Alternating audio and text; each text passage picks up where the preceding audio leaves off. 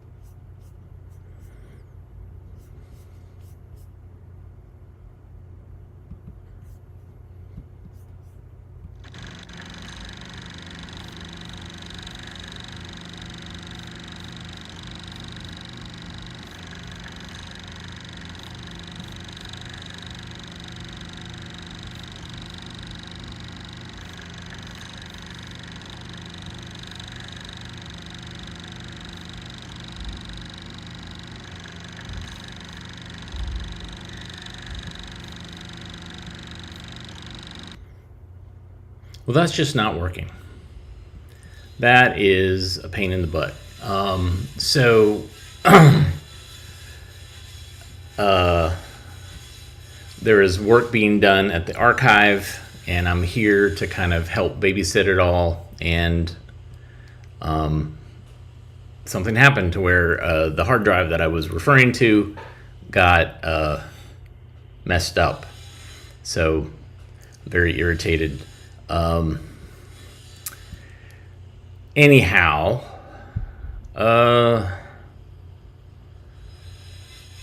I don't even know if this is gonna work.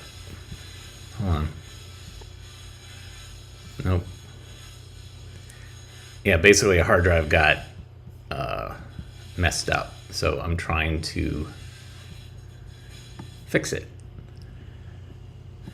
And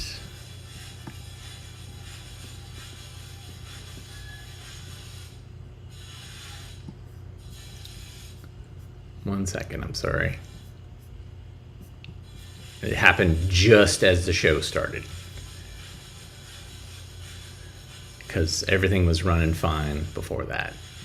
All right, let's see if this works. It doesn't. All right.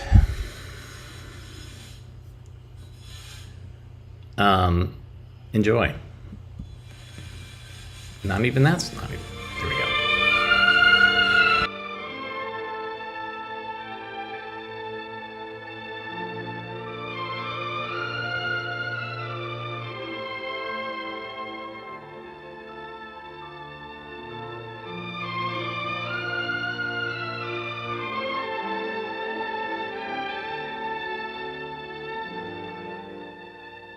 The topography of the Intermountain Highlands region of North America is one of spectacular beauty.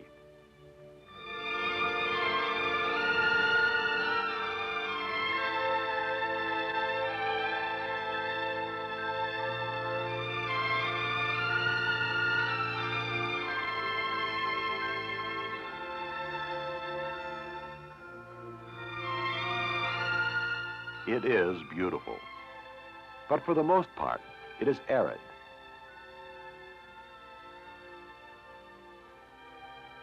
The arid land is sparsely populated. One can travel for hundreds of miles and see only a solitary shepherd, an occasional industrial prospector looking for new veins of ore, a farmer irrigating his fields that would be arid without this water. The sparse population is concentrated around and in the few scattered urban centers of the region. These centers require fresh water for people and industries. And so in those isolated areas where water can be made available, we find most of the cities of the region. Salt Lake City, Utah. Albuquerque, New Mexico. Phoenix, Arizona.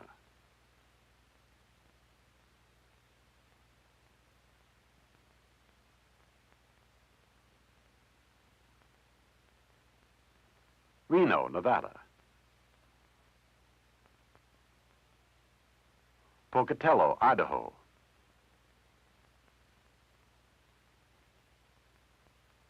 Yakima, Washington. These and other cities of the Highland region are all situated in isolated areas where sufficient water is available. The region we are studying is just east of the Pacific coast, the Intermountain Highlands region. Here are its major cities. This huge, rugged region may be characterized by three geographic factors: scattered urban centers, sparse population, and arid lands. The region is embraced by mountains: the Rocky Mountains on the east, the Sierra Nevada, Cascade, and Coast Ranges on the west. These mountains contribute to the dryness of the region. The mountains are barriers against the prevailing rain-carrying winds from the Pacific Ocean and the Gulf of Mexico. This means that the Intermountain Highlands lie in the rain shadows of their bordering mountains. The region's high altitudes are another deterrent to adequate rainfall, for air at high elevations is generally drier than air closer to sea level. With little rainfall, there is relatively little water drainage in the Intermountain Highlands. In fact, within the entire region, there are only 6 major rivers forming 2 river systems: the Columbia Snake Fraser system, flowing in a generally northern direction, and the Colorado Gila Salt system, flowing in a generally southern direction. In some areas where there is only interior drainage, permanent salt lakes are the major bodies of water. The Great Salt Lake of Utah is the largest and most spectacular of these. The dryness of the region, particularly in Arizona and the neighboring states of the Southwest, has been a challenge to its people since prehistoric days of Indian settlement. Centuries ago, Indians built their pueblos into the sheer walls of this mesa. Today's descendants of these early inhabitants earn their living in much the same way as did their ancestors. They use ancient sources of water and ancient farming techniques. Where the arid lands of the Southwest will support some natural vegetation, livestock is raised by ranchers. Cattle are more successfully grazed in the less arid northern uplands of the region. Some of the largest ranches on the continent are located in the Intermountain Highlands. It has always been a problem producing sufficient food for even a sparse population on lands that are arid and topographically unsuited for extensive farming. A partial solution is irrigation. Water from the region's few rivers is channeled, often over long distances, to areas where soil and topography are favorable to farming. For example, lush fields of sugar beets and potatoes, as well as fields of wheat and alfalfa, are part of a productive irrigated oasis surrounding Salt Lake City, Utah. This is one of the region's oldest cities. Like the other scattered urban centers, it grew to service the people and process the crops of its irrigated farming oasis. The people of Phoenix, Arizona, in the Salt River Valley oasis, process the products of neighboring rural communities. One of these products is cotton. Normally grown in a moist climate, cotton is grown here on irrigated land. Extensive irrigation also makes possible the growing of truck crops. Orchards on irrigated lands produce citrus fruits.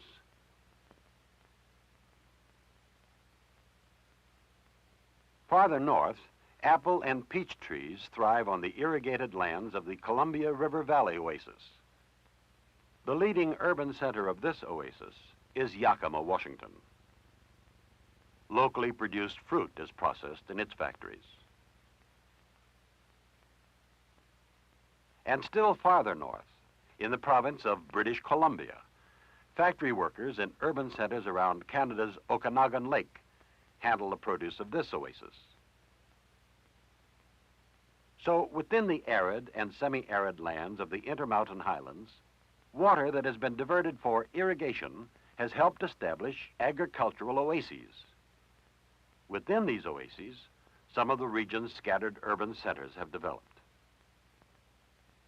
Near these cities are irrigation projects that are part of extensive public works. Among the largest is Grand Coulee Dam on the Columbia River. The dam backs up Lake Roosevelt, a 150-mile-long man-made reservoir. 4,000 miles of canals carry this water to the fields. Such public works have created jobs and helped supply electrical power for the increasing population of the urban centers. A more traditional form of employment, mining, has been responsible for the establishment of certain other urban centers. In a region where mining for gold and silver was once done on a small scale, there are now huge mines producing large amounts of copper, zinc, and lead ores. Stretching from Bingham Canyon, Utah, to Revelstoke, British Columbia, the region's mines yield ores once considered too poor to be mined profitably. Improved smelting and refining methods, together with electric power from the region's dams, have increased the yields from these ores. Metal production in the Intermountain Highlands is helping to meet the growing demands of industrial consumers for metallic minerals. The mining of mineral fuels, petroleum, natural gas, and coal, is limited, although enough fuels are produced to power the region's industries. For the most part, products manufactured by these industries contribute little to the economy of other regions of the continent. Industries here generally manufacture products to fill the needs of consumers within the region for items such as concrete pipe, lumber and wood products, and processed foods. Industrial expansion in the region is hampered by sparse population and scattered urban centers, which mean limited consumer markets and high transportation costs. So the scattered urban centers, which are fewer and farther apart than in any other continental region, are generally located where mining or irrigated farming is possible. The sparse permanent population of the region is concentrated in these communities. Yet the arid lands contribute in a special way to the intermountain economy by attracting tourists, a growing source of income. Annually, thousands come from around the world to admire the spectacular arid landscapes of the region. Great tracts of land, like the Grand Canyon in Arizona, have been set aside as national parks. This is Bryce Canyon in Utah, with its magnificent rock spires.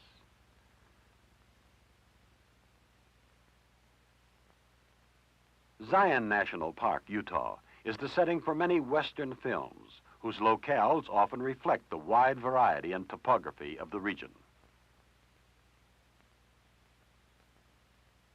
White Sands National Monument in New Mexico is a desert. An artificial lake, Lake Mead, behind Hoover Dam, is the center of a great summer recreational area. In the Northwest, particularly in Canada, resorts feature winter sports.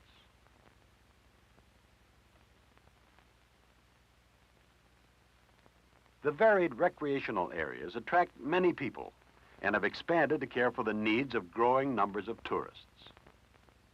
Dude ranches are increasingly popular in the Southwest. Other tourist attractions include numerous recreated or restored mining towns of the mid-19th century, where the spirit of the wild, adventurous boom towns of early mining days still lives. This is a modern boom town, Las Vegas, Nevada. Like Phoenix, Tucson, and Reno, it is a quiet community by day, but at night it's a city of entertainment, ablaze with light, a vacationer city. Tourists, the temporary population of the Intermountain Highlands, are vitally important to the region's economy. Recent economic developments, like government research centers, have helped increase the permanent population. These centers, established in the wastelands of the region, are attracting scientists and technicians who enjoy the pleasant year-round climate and open spaces.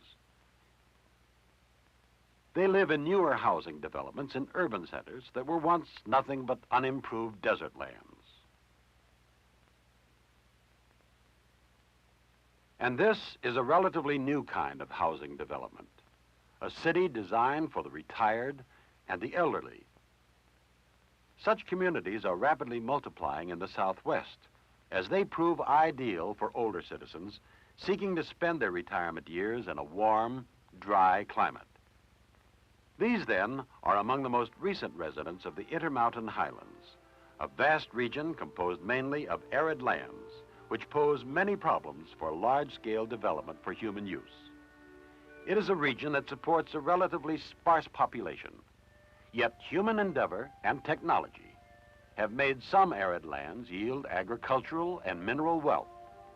This wealth forms the economic foundations for a few widely scattered urban centers which are continuing to grow. Scattered urban centers, sparse population, arid lands. These are three major geographic characteristics of the Intermountain Highlands, a region of spectacular beauty and rugged topography.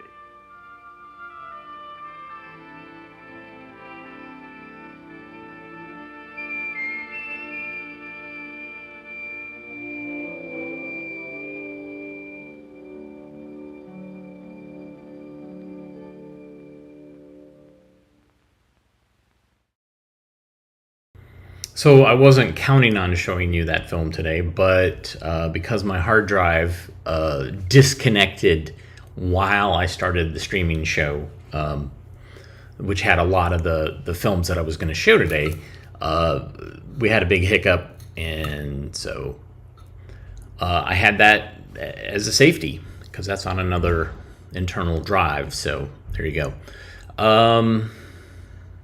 Anyhow, so I'm at the archive. We're not here permanently. There's a lot of work that's going on here. In fact, you'll hear saws, etc. And at some point, somebody is going to deliver a bunch of stuff, which is one of the reasons I'm here, to make sure that it gets delivered to the right place at the right, etc. So I might have to jump off at some point. But here's a film about troubled campers. Enjoy. Actually, I should say enjoy.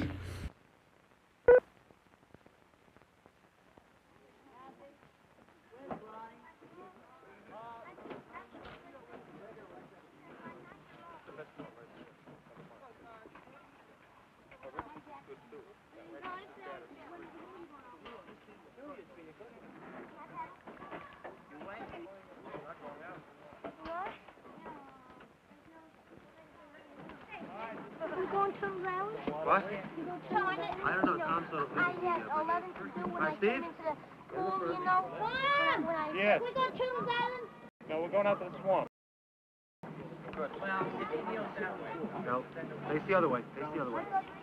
That's the back. I want to get out. On the way.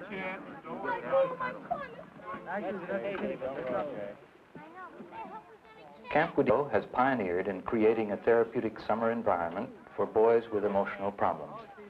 It provides such children with a unique opportunity to enjoy some of the happier experiences of childhood, away from many of the tensions that have contributed to their problems. Then I started hitting me. With the help of understanding counselors, these boys begin to learn new ways of dealing with their feelings. But I can't take it when he hits me. Yeah, I know, but I that's a don't want lot him. of why you get hit in the first place. Observing the spontaneous behavior of these children in the camp situation and the ways in which it is dealt with can be valuable to anyone working with children. In order to help people recognize and understand emotional disturbance, the boys and staff of the camp agreed to having films made at Camp Wadiko throughout one summer. Recording. This was and is a recording, but don't play with the equipment, okay, boys? When the boys first arrived at camp, they were very conscious of the cameras and microphones. But before long, the filmmakers and their equipment were just another part of the camp scenery. You want to fight about it? Yeah. You want to fight? Yeah. You? I do. You want to fight? You? Don? You. Often, children's inability to deal with their own feelings prevents them from learning to get along with other people. Oh, yeah. Randy, put that down. Tell me to get all of it. Randy had... Violent outbursts are only one of the more extreme signals of emotional disturbance in a child. There are many others. Anxiety about bodily injury, self-destructiveness, suspiciousness, clinging to rigid behavior patterns, poor tolerance for frustration, and running away. These are among the signs of disturbance which will be seen in this film. Of course, all children experience such feelings to some degree. It is only when these feelings are greatly exaggerated that children are considered emotionally disturbed.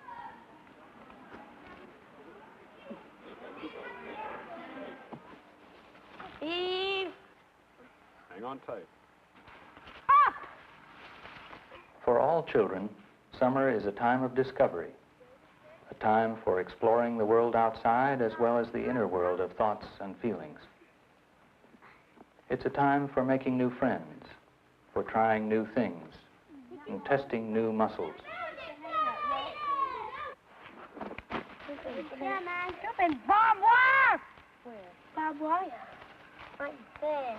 A physical injury, even a minor one, can be extremely upsetting to some children. Didn't puncture too. Here, David is behaving appropriately. I don't want to go. But Billy's anxiety leaves him uncooperative, No, unable to go to the infirmary voluntarily. I'm not going. What are you gonna do, limp around on a sore foot? No kid, I'd better go to my parents and go to this fucking doctor.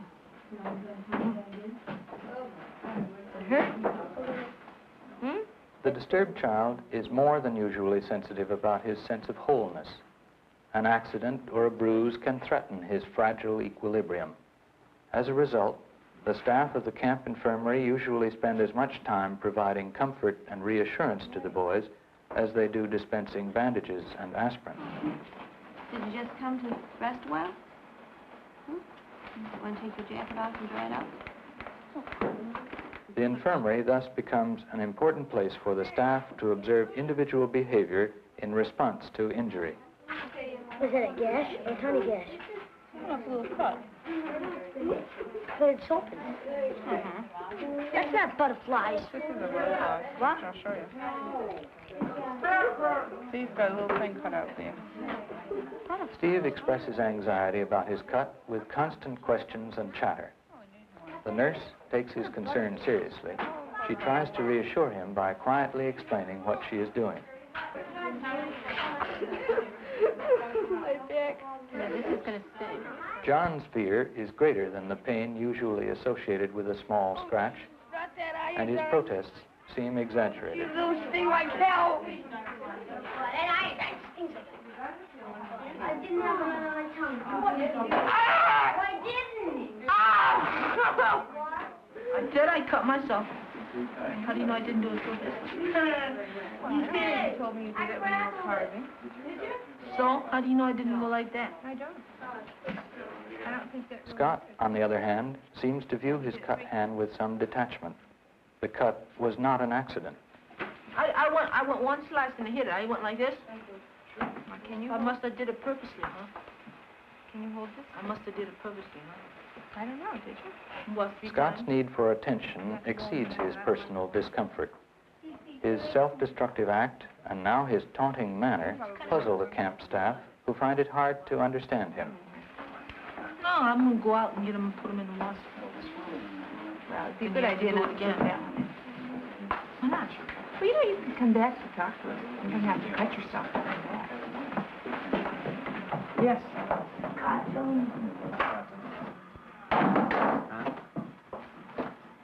You gonna be in that or not? Scott! Most children worry about being accepted by other people. For Randy, however, the wish to touch and be close to one of the counselors is twisted into an attack. He is not sure whether he wants to kiss or bite. No biting. Remember, when I hold you, you're safe. I want to rub it off. Okay. I fucking got right to leave and I'm fucking sorry. You can carry that. It's too heavy. I ain't your fucking problem anymore.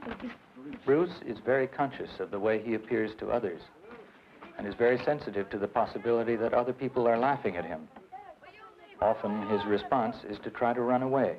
You're fucking gonna get me fucking up here, so when they come here and grab me, you fucking gonna laugh again. I don't want you laughing. I'm not laughing at you. No. You fucking did before. Why should I laugh at you, Bruce? Because fucking everyone else is. I want to go on the overnight now. And we can't go until 3:30. What's that? We don't have food. We don't have everything packed. What time is it now? It's about 5 minutes before we're going to swim. Almost back. That's what time we have to go. We gotta go at 3 o'clock. I'm not going. I'm waiting that long. Anything new and unfamiliar, a change in the routine, can be especially difficult for some boys. Hey, fucking whore! The inability to postpone anticipated pleasures is another sign of emotional disturbance. A knife, please. For John, the frustration of having to wait 4 hours to go on a camping trip creates intolerable tension. Running away is a characteristic response to such tensions. Get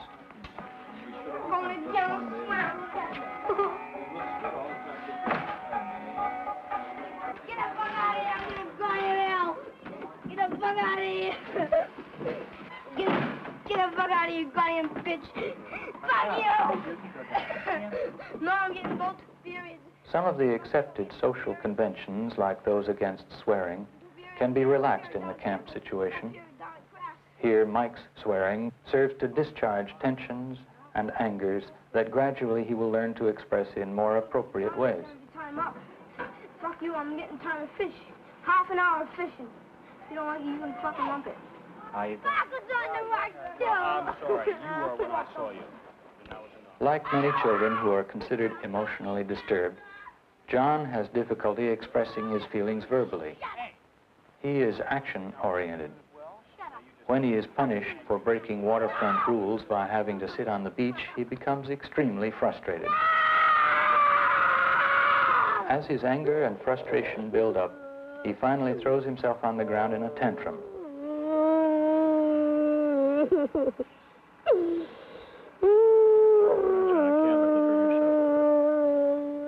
His counselor stays with John and prevents him from hurting himself.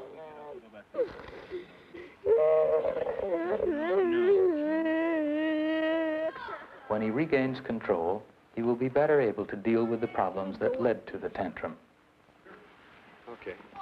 Most of the boys ignore John's tantrum and go on with their normal activities. There are times, however, when tensions affect everyone in the camp. Visitors' Day is one of these, as one would expect, since unresolved difficulties with parents are common to many disturbed children. The boys are on their best behavior all day, but after the parents have left, outbursts are frequent and contagious.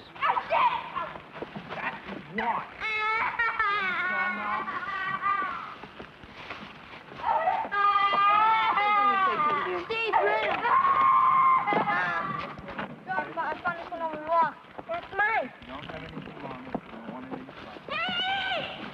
That's mine. What's you want from me? It's mine.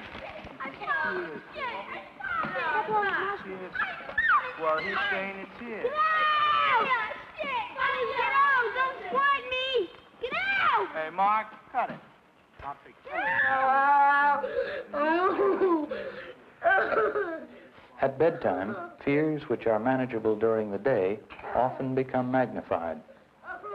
Johnny's counselor has brought him to the camp office so that his fears about darkness and going to sleep can be calmed without upsetting the other boys in his cabin.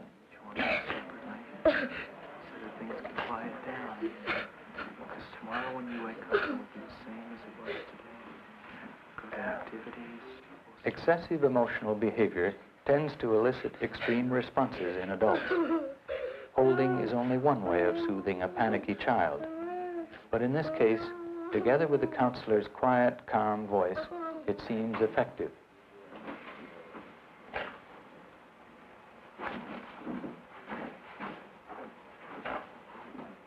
I'm gonna go with you with me, you know? I'll walk. Yeah? You see me? Sit down. Sit down, Jay. Older and larger boys call for different techniques. Jay has been deprived of a trip to town for continual stubbornness. Here, his anger and frustration as he runs after the truck appear understandable. What is not visible is the extent to which he provoked the staff to punish him. Jay, look, it's not going to do you a bit of good. Yeah, I want to go. Yeah, fucking kid. Bullshitty It was kid. him who asked me to put you back on, wasn't it? I don't know who it was. You were right there when he asked me. I knew I was. You were sitting at the table, and he asked me if you could go back on as a waiter. And I said, yes, when I come back. I don't remember. You were sitting right at the table. I don't remember. I just think of all the time, all the little things that build up. And sometimes when I get sent back, sometimes when someone kicks me and I can't kick them back. When all those builds up, I get really angry and I just run. You know, you say, yes, well, don't just run away. Go over and talk. Children such as these have one thing in common, the need to be accepted and valued. They also share an inordinate fear and reluctance to reveal their true feelings unless they are convinced again and again of this acceptance. So we just go. Or at least we try to go. What counselors at camp are trying to do to help you become adults who don't have to fly off the handle and be able to talk about your anger rather than just get angry. Yeah, but if you're mad at someone, you don't just walk up to them and stop talking. Well, maybe not right then, but this is something, you know, you get better and better at. You know, you say, okay, I feel real angry now, but I'm going to wait till later because I know I'll feel calmer later, and then later, maybe... The process of winning trust can be a very slow one. Often it is not achieved until the very end of the camp season. But if the boys can succeed in establishing relationships of trust at camp, they will find it easier to continue their progress when they return to their homes and schools.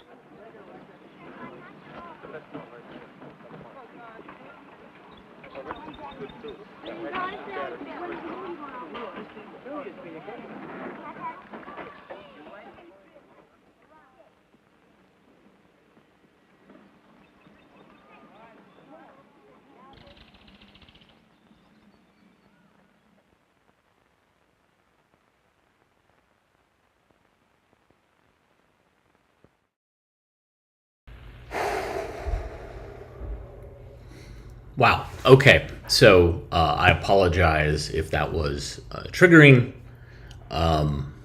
It's an amazing document. I think it shows that kids have been troubled for a very long time. It's not just something that we can blame on video games. And this was 1971 when this film came out, and obviously there was lots of behavior there that now has been diagnosed, and there are better ways to treat it.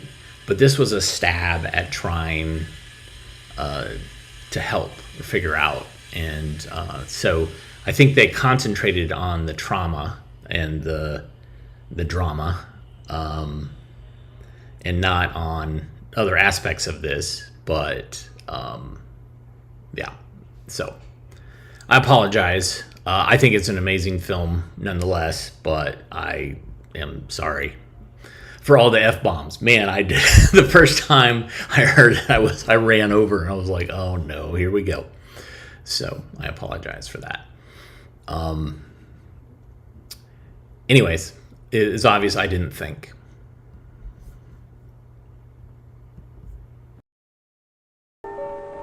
Jim Granger, his wife Mary Ann, and their 3 children, Jim Jr., age 9, Roberta, 7, and little Bobby, 4 years old, got into the family car and took off on a vacation they had looked forward to for a long time, 2 weeks at the shore.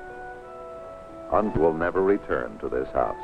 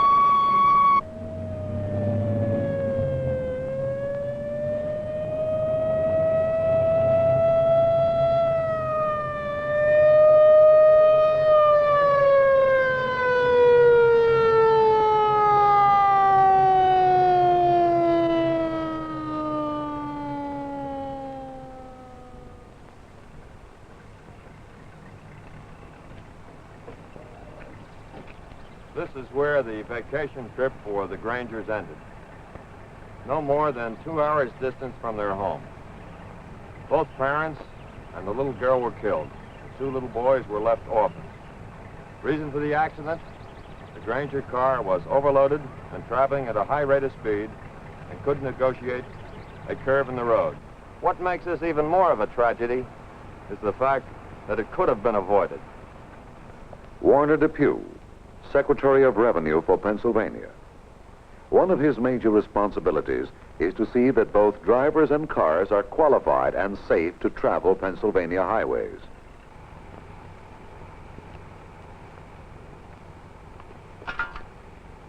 What you're about to see is not a commercial. Parts of it are not very pleasant either. But accidents that kill or maim people aren't very pleasant. And we think the reason behind this film is very important. It may help to save your life. I never thought this could ever happen to me.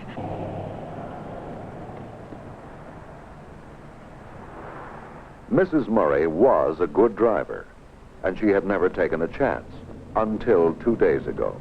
Her appointment at the hairdresser's lasted longer than she thought it would, and she was afraid of being late.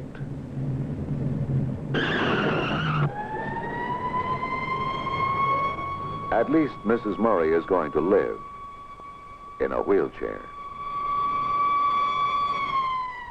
It's very easy to get killed driving a car. The best way, according to all experts, is to drink and speed. The second best way is to speed when weather or road conditions are unsafe. The third best way is to just speed.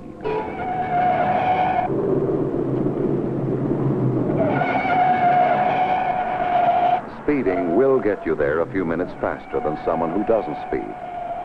In fact, under perfect conditions, if you traveled 50 miles distance at 65 miles per hour, while somebody else went 55, you'd arrive at your destination 5 minutes sooner. Or not at all.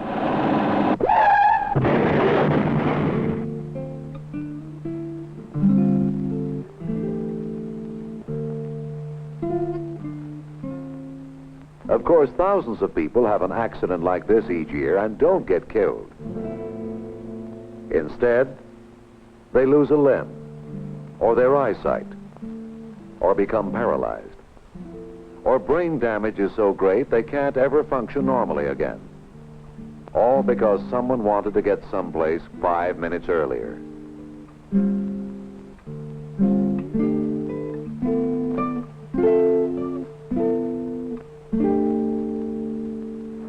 The other night about 12, we got a call from the state police to bring the record to mile post 272. It's about 6 miles from here.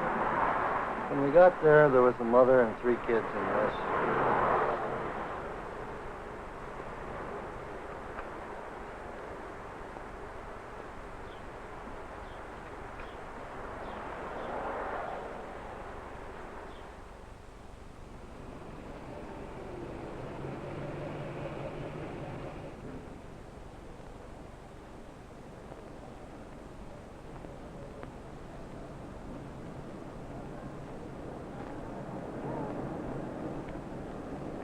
The most appalling fact about automobile accidents is this. Almost without exception, most of them could have been avoided. All it calls for is more careful driving by the person behind the wheel. Now, chances are you know 3 or 4 persons who have been involved in car accidents. Well, I'm Ray Schaefer, governor of Pennsylvania, and Warner Depew and I hear about thousands each year. Those who live to tell us about these accidents all say practically the same thing. I didn't think it would ever happen to me. The sad truth is, it can happen to you. It just doesn't have to.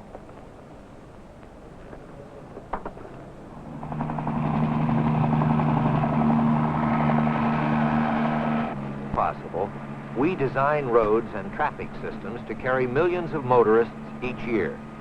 But what no governor can do, or no law can do, is design the mental attitude each driver should have. Cars are wonderful machines, but they can also be dangerous weapons. And every driver, no matter how good he thinks he is, should be constantly alert to avoid situations that can get him and other people into trouble. Defensive driving is one of the answers. We think that if you drive scared to death that something will happen to you, chances are nothing will. Nobody likes being told what to do, but the rules of the road, traffic regulations, speed limits, even that state trooper just waiting for you to race by, they only exist for your benefit. Death at the wheel is terrible enough. But sometimes even more terrible is the agony and the suffering the maimed and the crippled have to endure for the rest of their lives? And how about the loss of earning power? How about the effect upon your family? The weight upon your conscience?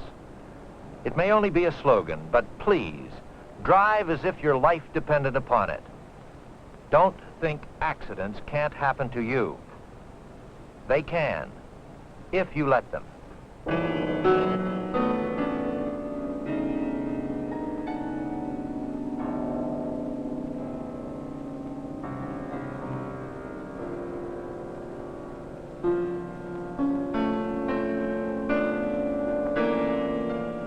More people die in traffic accidents than in wars. No one is immune. Anyone's life or health or happiness can be taken away at any time. Government officials are deeply concerned, as they should be. Ironically, this problem is easy to cure by following simple rules. Before making any turn, put on your turn signals, then count 5. Then, when you're sure you're in the clear, turn. But just because you use your signal lights and are passing legally doesn't mean it's always safe. Just because the road ahead looks empty, that doesn't mean some child isn't going to suddenly dash across it, or a car unexpectedly back into it,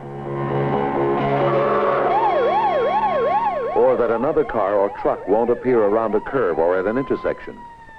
You can be killed or hurt just as well in the country as you can on a turnpike or city street. If you're not killed, one of the added dangers of a rural accident is that it often takes longer for help to get to you. You can be sober and alert and driving within the speed limit. But if you insist upon tailgating, if you like driving close to other cars, statistics show you'll have a serious accident. As for the car in front, pulling over is the only sensible thing to do. Seat belts won't prevent an accident because they don't do the driving. But if you wear a seatbelt and you are in an accident, you have a 50% better chance of not being hurled through the windshield, or being thrown out of the car when the door opens because of the force of a crash.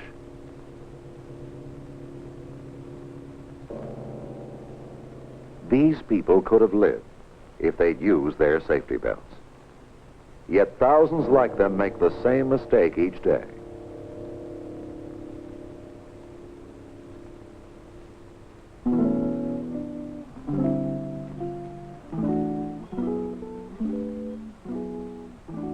One of the best things drivers can do is keep their windows and windshields clean and their car in good mechanical condition. It will run better, be safer to drive.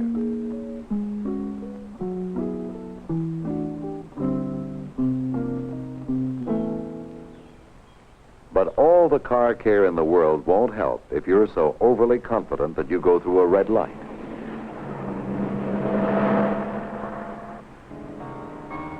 Some people forget what they're doing at the happiest moments, on special occasions, holidays, and celebrations. They allow their minds to wander and fail to stay alert, a good way to lose control.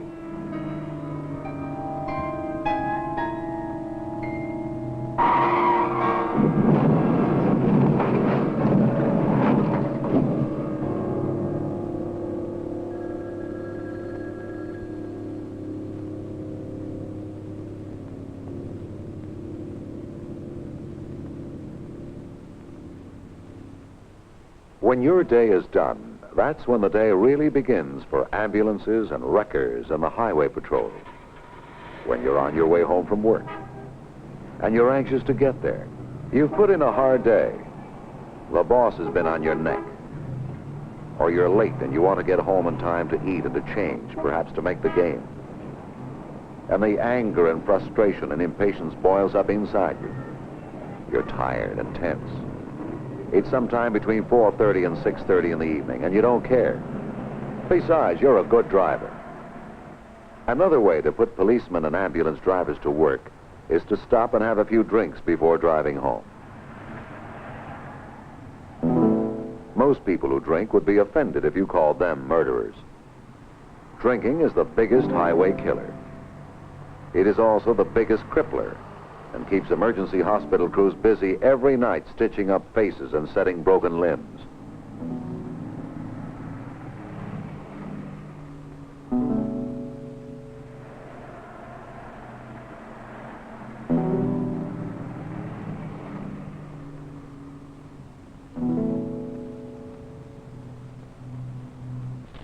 The owner of this car also thought he was a good driver.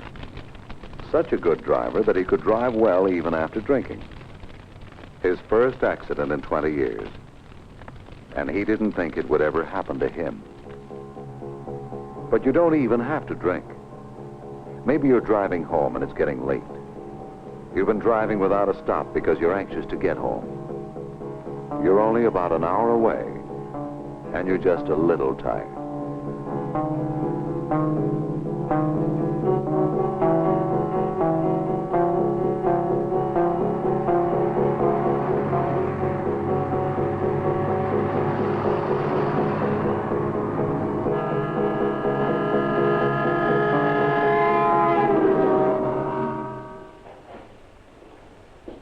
There's massive internal bleeding, multiple fractures of both legs, severe lacerations facing the scalp.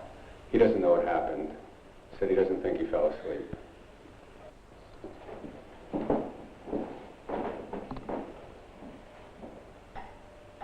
I don't know what we're going to do. We don't even have enough insurance to pay the hospital.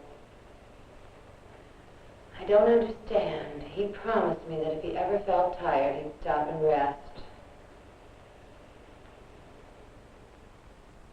I don't know what happens to people when they get behind the wheel of a car.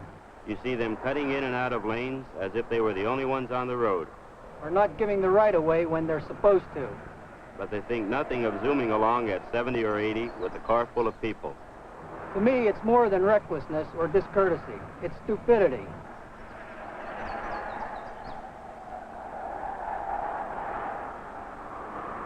The worst part of the job, pulling out the little kids.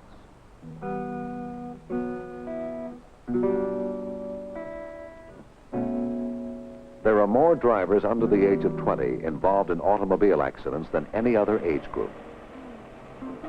There are many reasons why teenagers cause most of our accidents.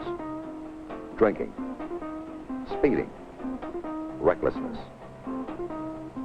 But even if you're not doing any of these, you can be killed by not keeping your eyes and your mind on the road.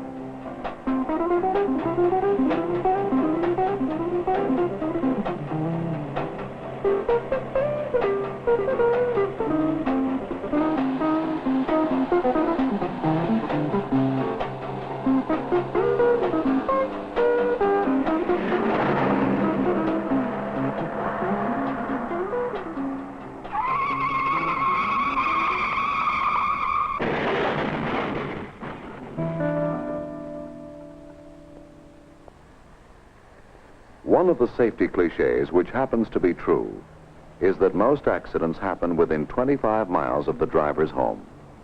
At the intersection you know best.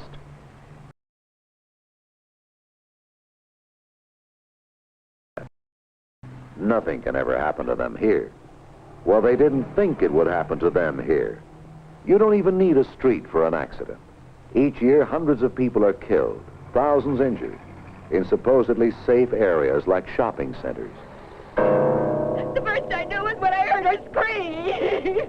No area is safe, and no car is safe, even at 45 miles an hour, much less at 65 miles an hour.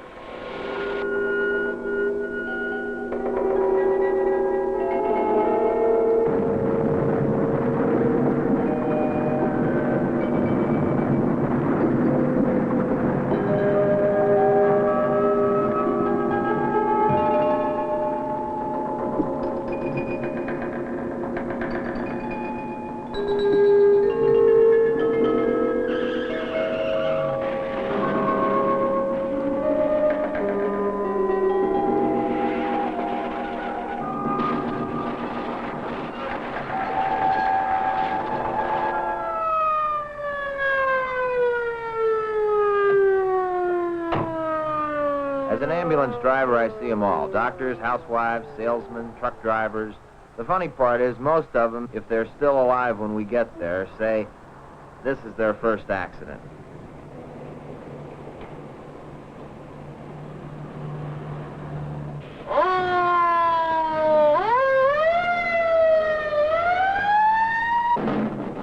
According to statistics, the only people who don't get into trouble on public highways are the professional racing drivers to whom speed and danger is a way of life.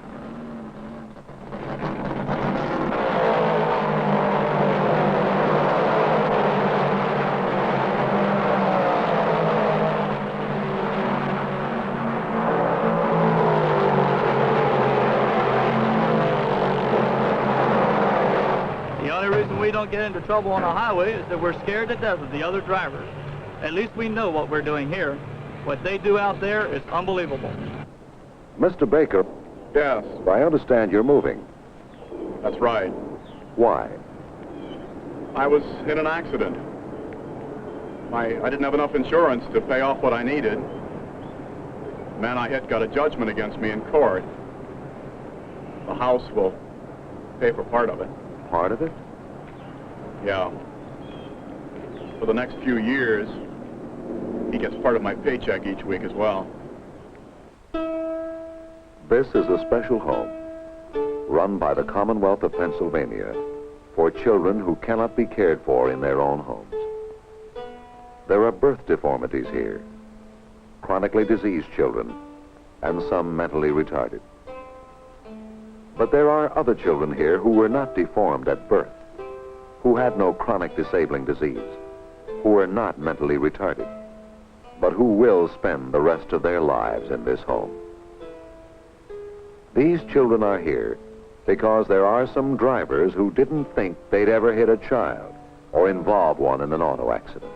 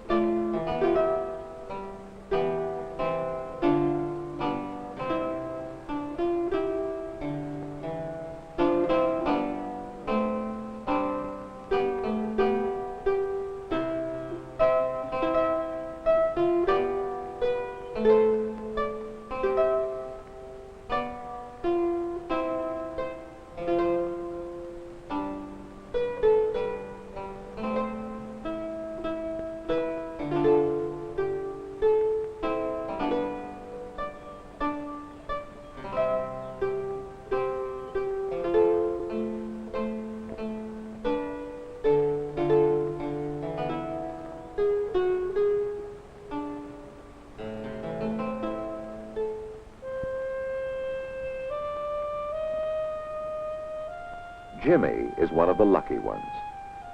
He doesn't have to be confined in an institution. He has 50% use of his legs. Because his brain was damaged, his mental growth is slow. He's a 9-year-old when he should be a 12-year-old. And all he was doing was playing in this quiet neighborhood. The car that hit Jimmy was going 60 miles an hour in a 35-mile-an-hour zone. Jimmy was crossing the road. The rules are simple, and they're based on bitter experience. Don't speed.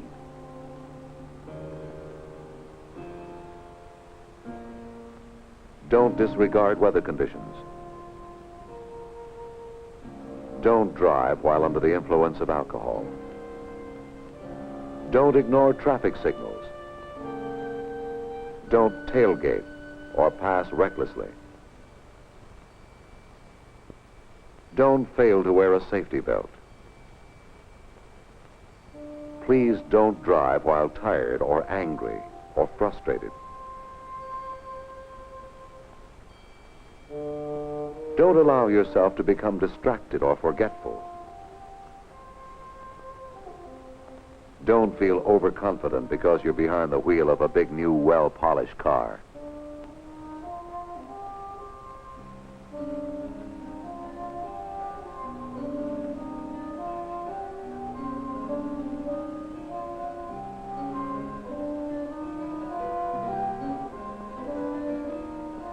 If the rules are simple, so are the solutions. If the driver of this car had stopped and rested for just 5 minutes, he wouldn't have fallen asleep at the wheel. This man did not need to leave his friend's house until he had given himself a chance to sober up.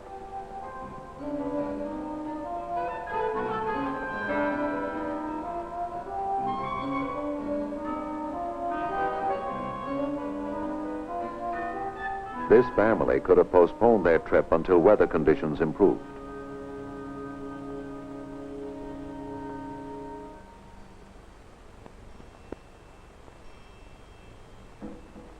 This man wouldn't have lost his job or even hurt his standing by being 10 minutes late for an appointment.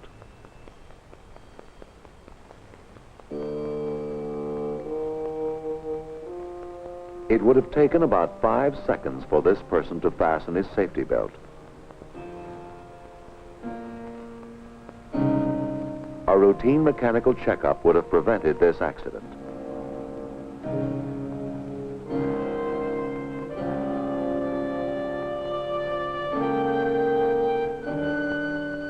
This lady didn't even think weather really represented such a serious traffic hazard.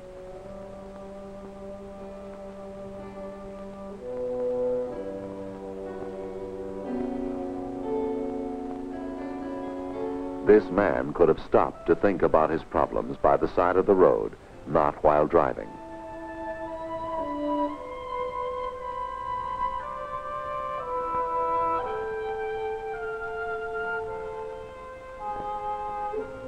No great amount of self-discipline is required. Yet the cemeteries and hills continue to fill with victims of all ages.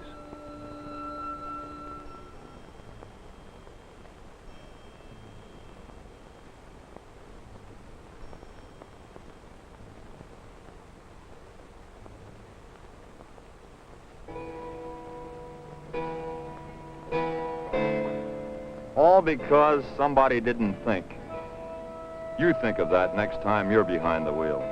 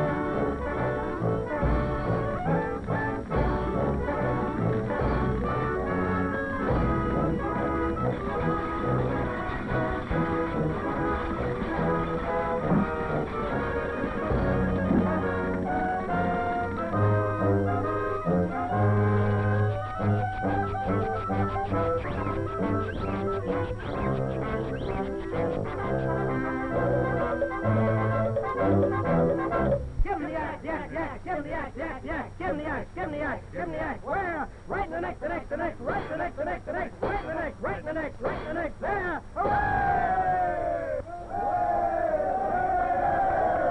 Got a boy, Herb. Give him the axe, Herb. Atta boy, Herb, atta boy.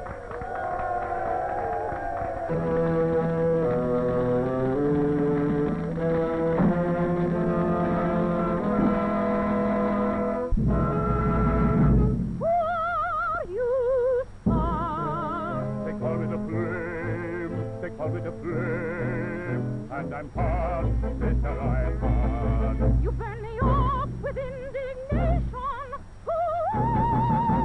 You think you can put me out? I am the flame, I am the flame. And she thinks that she can put me out. Save me immediately, or I shall call the Larchmont Volunteers. And my lover will make naught of you. So you think that you can put me out like that? I'm the boy you saucy little brat. That's me. Is there not a man among you who will save a working girl? In a pair one I am coming with the Larchmont Volunteers. They're here, at last they're here.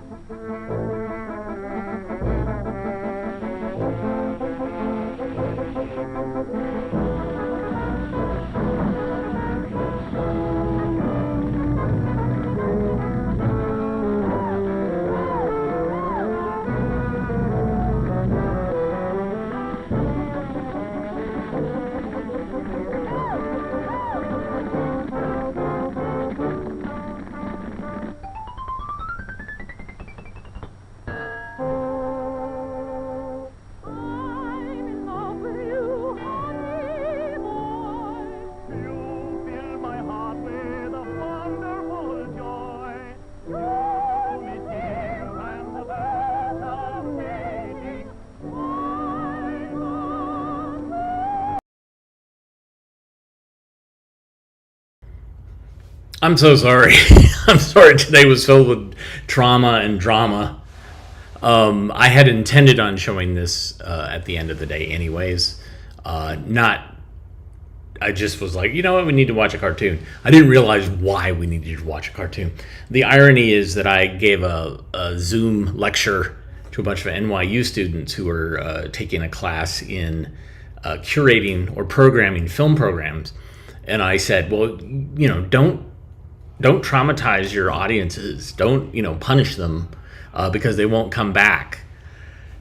So I did not intend to punish you guys, and so I'm sorry for that. You definitely got to see something you haven't seen before, potentially, but yeah, yikes.